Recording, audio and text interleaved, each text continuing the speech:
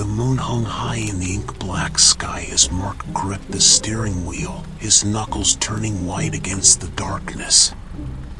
He had taken a wrong turn somewhere, and now he found himself alone on a desolate street that seemed to stretch on forever. The glow of his headlights painted a feeble path ahead, revealing abandoned buildings with broken windows and eerie shadows that seemed to dance in the corners of his vision.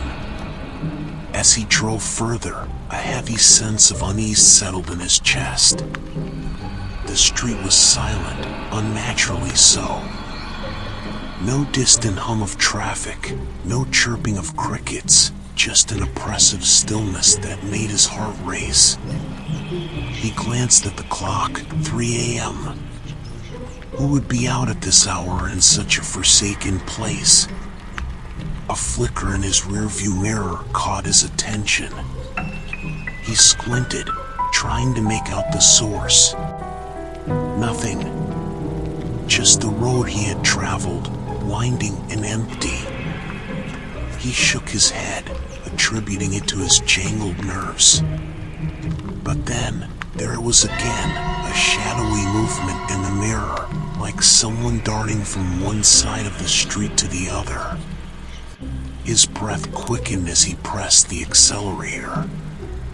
The road seemed to stretch even longer, the buildings taller and more foreboding. His headlights cast long, distorted shadows that seemed to reach out towards him, like bony fingers stretching from the beyond. Mark's heart pounded in his chest, each beat echoing in his ears.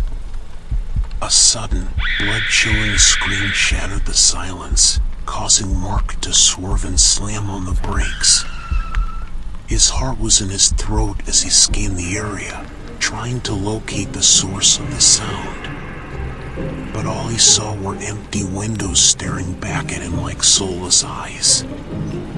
He wiped the cold sweat from his brow and took a deep breath, trying to steady himself. Maybe it was just a cat or a trick of his imagination. He hesitated, debating whether to turn back or continue forward.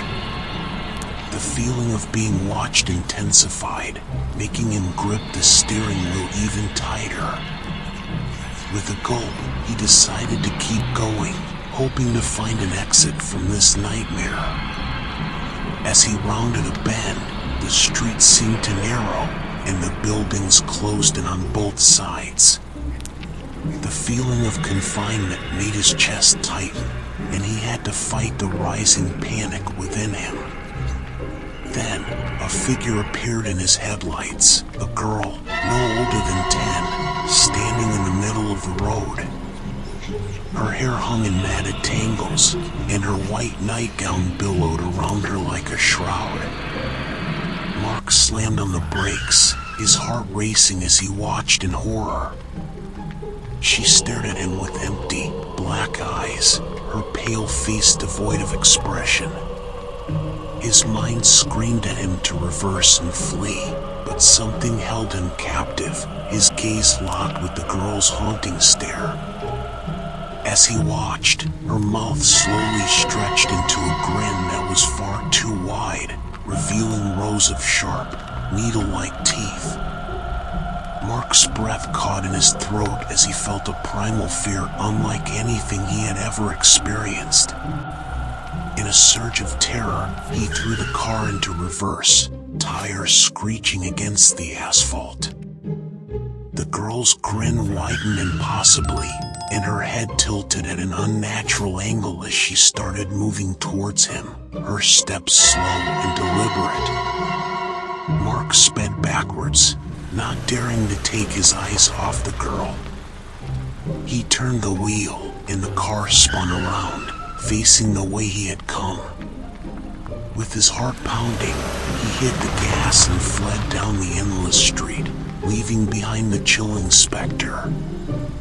As the buildings finally started to thin out, and the first hints of dawn touched the horizon, Mark's grip on the steering wheel began to relax.